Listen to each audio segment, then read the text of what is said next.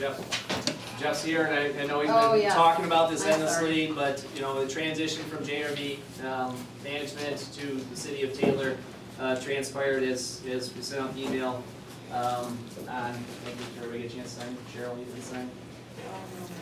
Oh, sorry. She's got my blue pen, so it's over there somewhere.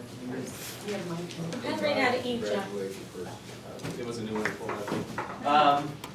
me. You know, again, at this point in time, we are really just, we're in a management, or in a maintenance With this. kind of scenario with, and a evaluation scenario to get through the balance of the season.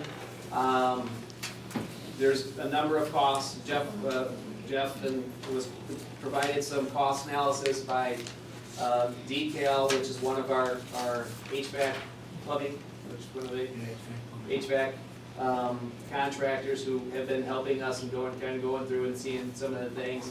Get roughly $40,000 worth of maintenance stuff that hasn't been done. There's leaks in both in the cooling tower. What was the other one? They were both labeled cooling tower, I didn't bring them down. And then the hot water tank. The hot water tank, according to them, as Jeff said, is a 500-gallon hot water tank. It was put in and then the room was built around it, so we can't take the tank out, put a new 500-gallon in there. So they're kind of proposing to do 350-gallon tanks, so it's kind of maybe a poor design to think about future future expense or maintenance on them. So those are all leaking, but those are, again, things. I've met with Pat McGow and have advised him of TIFA's concerns related to determining whether there are appropriate expenses before they approve any expenditure. You know, Simcoe has been very helpful. There's a number of issues they're working through. Guido over here has been getting called hourly for the last 3 or 4 nights because the system, the alarm system hasn't probably been operational for a couple of years. We don't know how long, but now that it's operational, the sensors aren't necessarily working correctly, so he's getting false notifications that things are happening. So, you know, Sneal's been working through to kind of clarify, rectify some of those. And PD's been, you know, phenomenal as always to get, you know, to make sure they stay on top of all of this because as we kind of get through. So Jeff has put together some staff that are going to be hosting a job fair for the Sportsplex the 26th. Or a weeknight, we're gonna see how it works. Okay, so Because they're working on the details. On the weekends, hockey tournaments, and soccer. Working on the details, and this is basically just to fill out hourly people needed to work, you know, to clean, to work the concession stands, to do different things in there on an hourly, part-time basis. So while we get through the balance of the season, which ends in May, hopefully we've got some evaluation done as to what, you know, what direction we want to go with the Sportsplex. I mean, there's a lot of things as the costs continue to kind of grow. Simcoe, I presented to the TIF board with a Simcoe proposal, not a proposal, but an estimate, and it's just a cost scenario. There's no true indication of what that is. Roughly $600,000 to do some evaluation. A lot of it, the brunt of that is post closing the season. You've heard us say, I think even during the conversations with JRV, that there's some potential because the ice melt system, where they drive the Zambonis off, dump the ice into it, and it melts, hasn't been operational for 7 years. And part of the reason is it's tied to the subsoil system as well.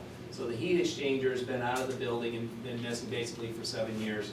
That still hasn't been fixed. They're talking about some scenarios in which we can do that without having to fully engage the subsoil system.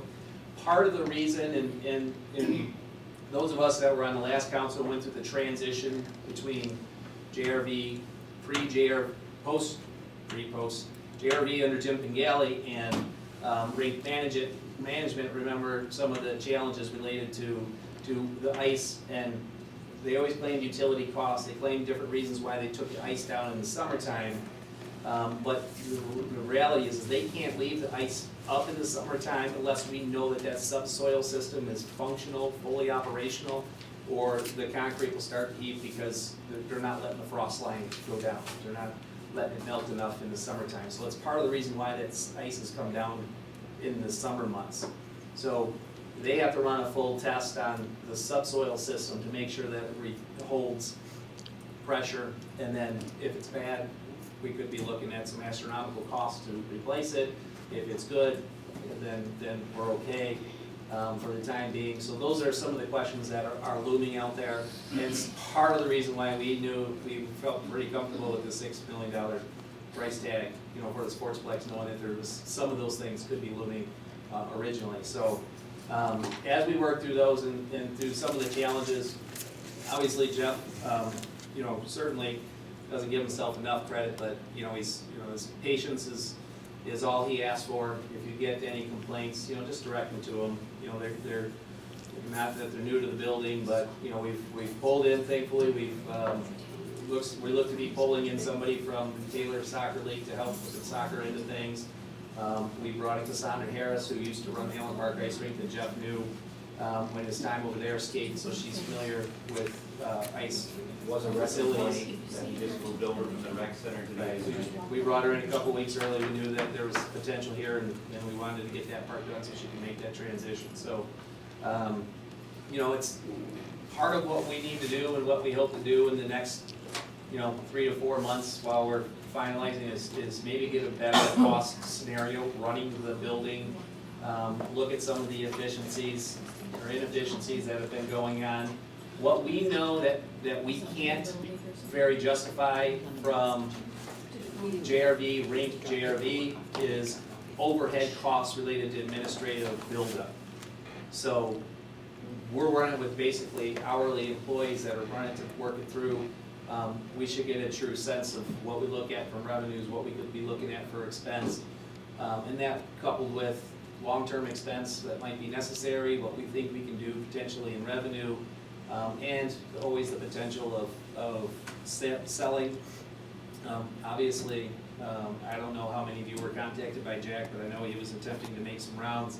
The quote-unquote investor that he was talking about is still actively pursuing a purchase, at least in conversation with me, and a sale is still potential.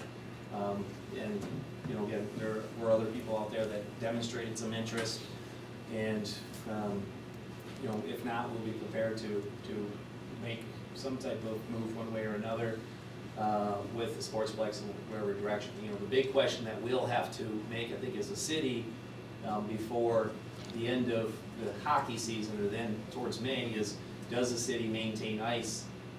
And that may be a big what if until ice comes down and Simcoe's able to do their subsystem test on it.